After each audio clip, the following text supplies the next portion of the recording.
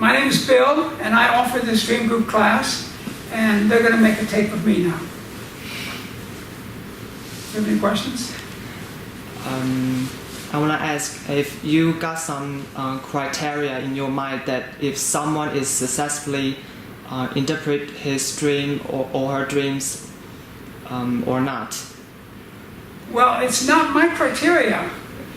It depends on the person, you know. The person knows whether they've been successful or not.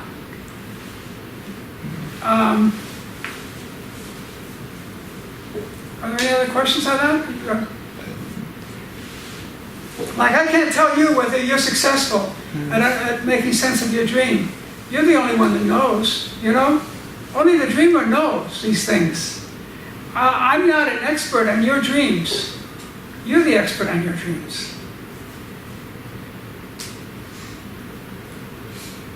That's the very foundation of this class, and that's the premise for Montague Ullman's approach. Like Freud would think he's the expert on someone's dreams, and he'll tell those people what they're thinking, what they're dreaming, what's wrong with them. And then Jung was much more of an expert on people's dreams. But still, I think he was telling people, you know, and what he was telling people was true, but he was still telling people. Here, essentially, I mean, we don't tell people what their dreams mean, the people tell us, you know. And do you believe that except for dream telling the truth, does dream have other functions, like other functions except for telling like what sort of function? Like Joy's dream, it wakes her up and like sort of like that. I do believe that dreams have other functions, but telling the truth is the most important thing, you see. And the reason is because other people, all our life you've been in school and people have been telling you this is this and that is that. But if you ever look around, you see it's not true. This could be that and that can be this. It's not especially true, the things we've been taught. Like I remember when I was in high school, I did a report on atomic energy. And I went over to the University of Miami Library, and I researched it all. And oh, how safe it is. This is a very safe technology. It's under control. Vast energy for the future. And then with the thing in Japan, just one atomic energy plant, just one earthquake, just one tsunami, and whap, a whole part of Japan is maybe uninhabitable for as long as we know, as long as Japan exists. It's not safe. Do you know what I mean? A lot of the things that our society thinks are true are not true. I think so. Finding the truth is very important. And but I do think dreams have other functions. Now, someone here talked about the future, knowing the future. But the thing is, if a dream tells you the truth about today, you know the future. You can figure it out. Like with Jamie's dream, her dream told her what the situation was. She could figure out what to do. She could figure out what steps to take. People are not stupid. If they only have the information, they can figure things out. The trouble is that we keep information for ourselves because it's coded in metaphor. So we think it's meaningless when we have these dreams. And everybody teaches you dreams. It's nonsense. It's just a dream, they say. So it's sad that our civilization walks around with people who don't really have the information they should have to be who they should be, to do the job they should be doing. I want to ask if, let's say... There's one more function. Is like right now, if you came over to my house and spied on me, you wouldn't find me waking up in the morning and writing down my dreams. I did that for many, many, many years. I have thousands of dreams written down in all these journals. I don't do it anymore. I don't write down my dreams and I don't analyze my dreams. I use them for a different function. What happens is I write. I'm a writer. And I'm writing something. Whether it's a story or a novel or an article or a book. I'm writing something. And I go to bed. I have many experiences with me. I go to sleep. I struggle with the writing that day and I go to sleep. And when I wake up with an incredible dream, like you said, someone's dreams wake them up. The dream wakes me up, and I don't try to analyze it. I feel the images, and I go right to my computer, and I start writing. And the most amazing thing happens, is what happens is the writing that comes out, it doesn't seem to come out of me. You know? It's like it's coming from somewhere else.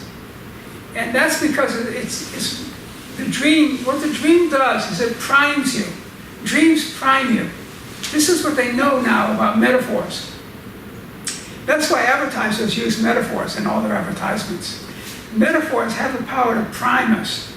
And so if you pay attention to your dreams, whatever you do first thing in the morning will be different and more powerful and more perceptive, and it'll go in the right direction. Like if Gialla plays her music first thing in the morning, there's a famous musician who plays the same instrument you do, and he says, I get all my ideas in the morning. Of course he does. Because he's dreaming at night, and the unconscious mind knows what he's up against, and it finds a way to present what he knows. See, we know the answer to so many of the things we face. We already know the answer. Lao Tzu said, he said, deep inside, you already have the answer. It's not like we need answers. We have the answers. What we need to do is access them. We need to get to them. And so you're uncomfortable. I know it's not so comfortable sitting there. The dreams provide that access. So I use them for this. There are many things, and I think people don't even know all the different things. Anything else? And I want to ask if, let's say, if someone interpret his or her dreams in an opposite way that far from the dream want to say, like someone did some bad thing in his dream, and he's not doing what we are doing in a dream group, that he think I'm doing some bad thing. So would it be as powerful as what we are doing to interpret our dreams? We don't really, this isn't called dream interpretation, it's called dream appreciation.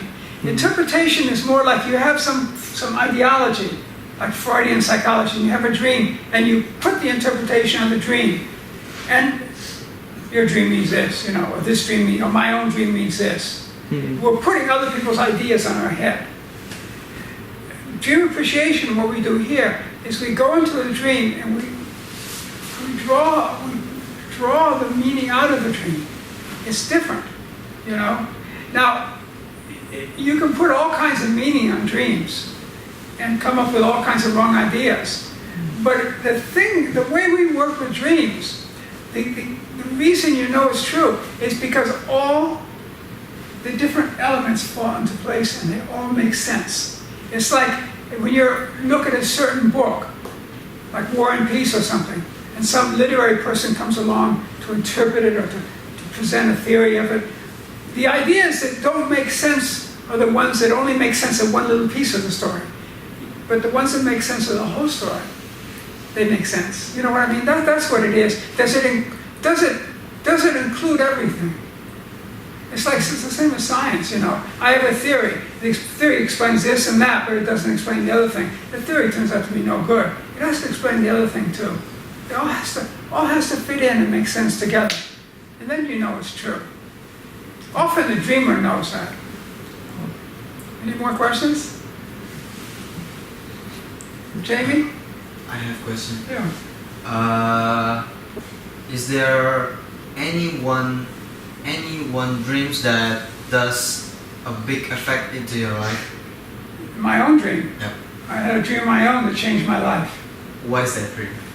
Well, it was a recurring dream. It kept repeating. I was reading a book about recurring dreams, about the idea that, I've said this before, but I'll just say it real quick, that there are certain dreams, they're like series, like those things you watch. You watch one after another, right? They're a series. There's certain dreams are like this.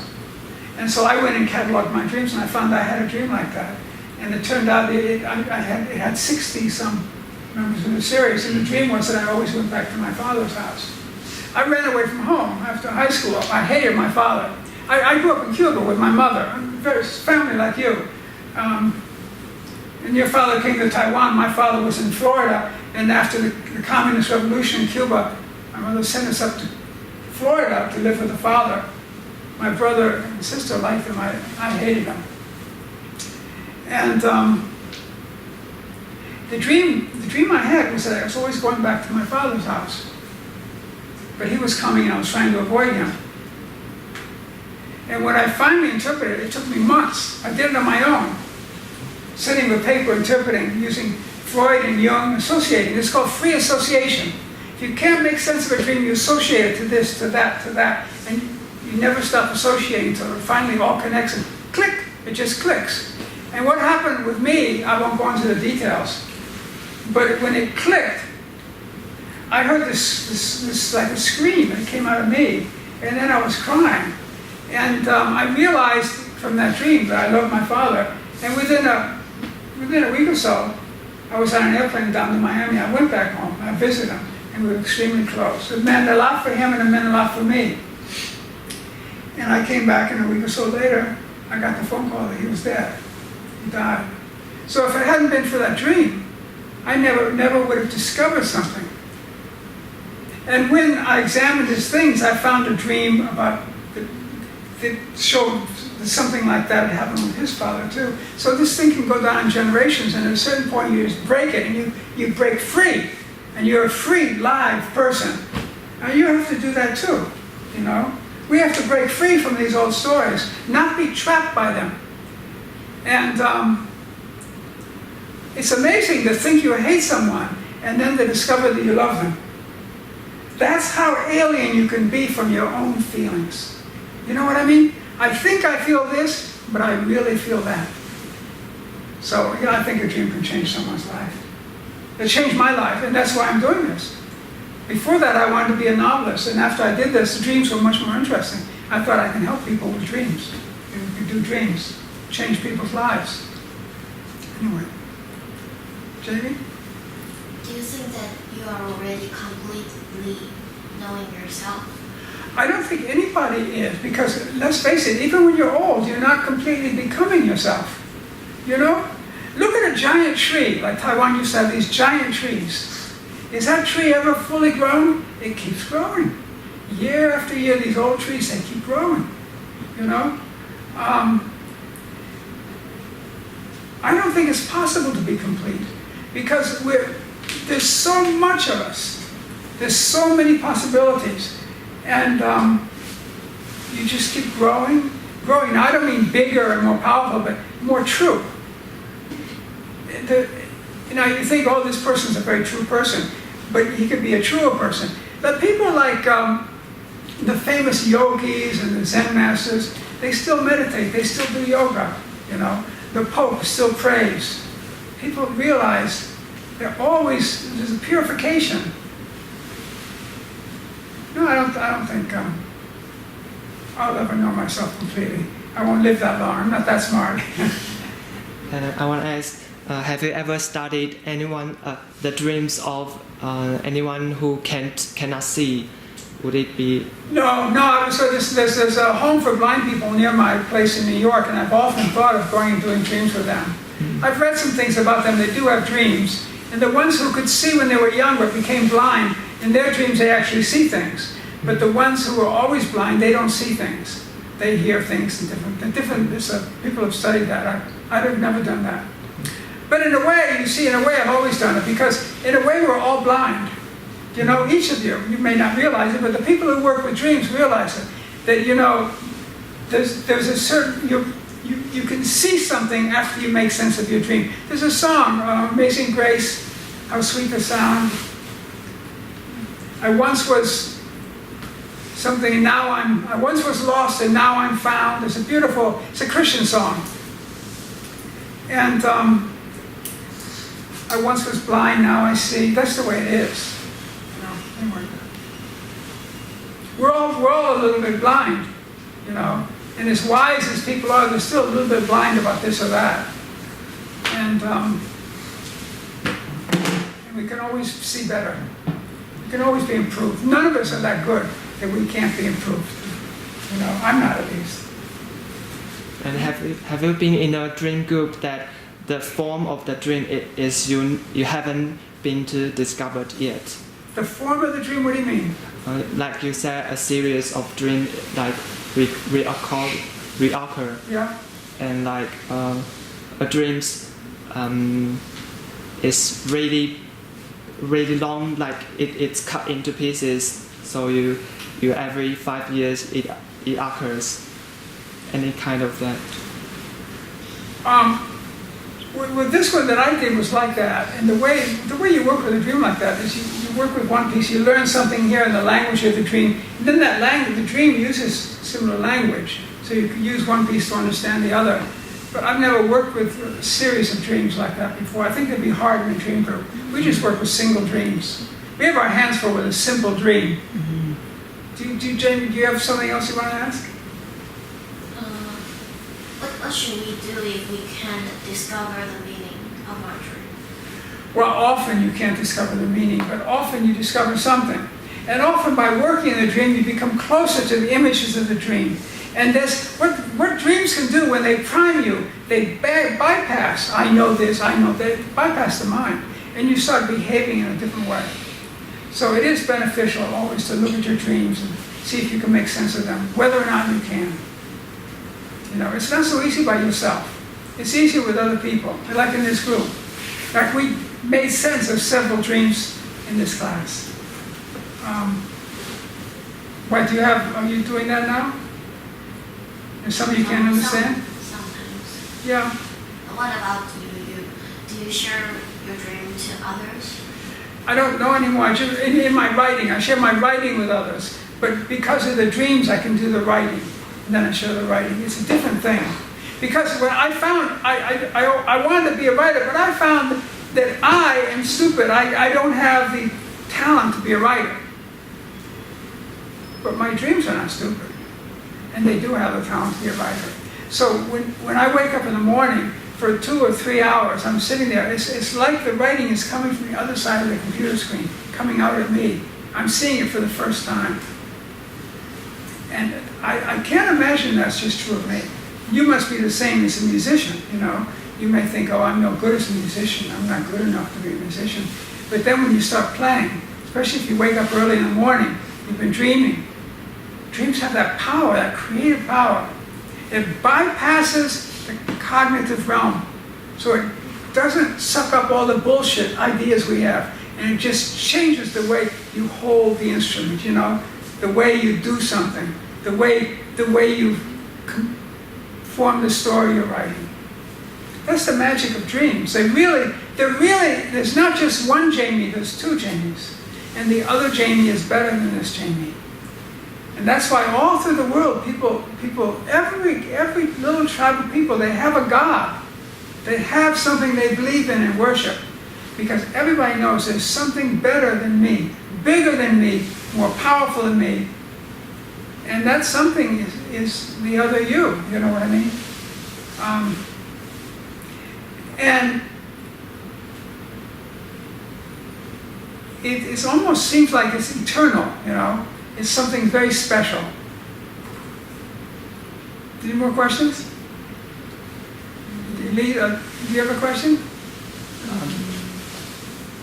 wonder if we had the same dream again and again, and what will that be for? Well, that means there's something that you're not facing, you're not figuring out. So if you have a recurring dream, it really is important to work with it. That's my situation. I had a recurring dream. And essentially, somehow, see, the unconscious knows so many things. I guess it's obvious, you know, my father was getting old. Hey, old people can die, you know. You better make amends with your father, you know. And also my unconscious mind know, well, you may think you hate him, but I know better, you know. I know that all the time you were growing up, he was your hero, you know. And I'd forgotten that because of what he did to me when I came up from Cuba. I'd forgotten so much. We forget so much. The dream doesn't forget. It's all there.